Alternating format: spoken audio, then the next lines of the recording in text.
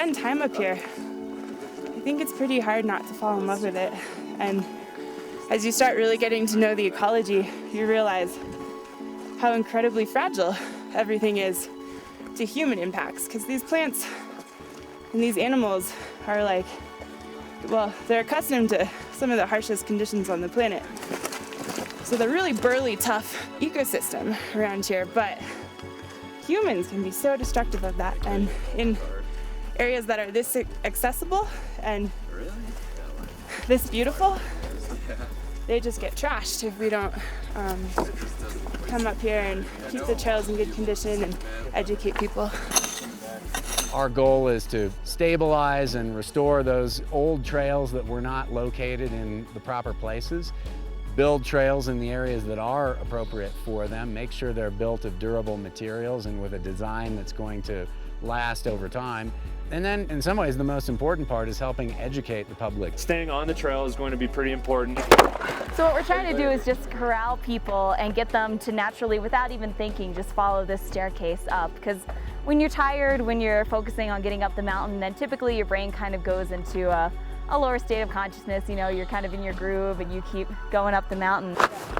So what we do is we try to put things that look really awkward and really pointy on both sides, so then they're just funneled on all the really good step rock work that we do.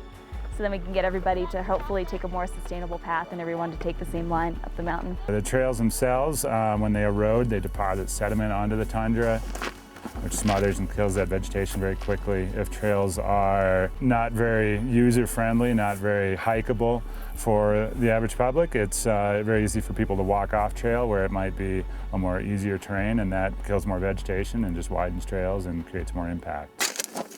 We're digging up plugs of grasses because this is going to be the new trail right here, and but we don't want to just get rid of all these great plants, so we dig them up in nice good clumps like this and then save them so they can be replanted in the other trail, and it'll help restore the old trail too and keep it intact and hopefully grow and looks like something that wasn't a trail anymore. The best part is having all the hikers come by and say thanks for our work, because it really does make me feel valuable, like I'm doing something good not only for the environment but for also the people too that are using this trail, and so I just want to give back.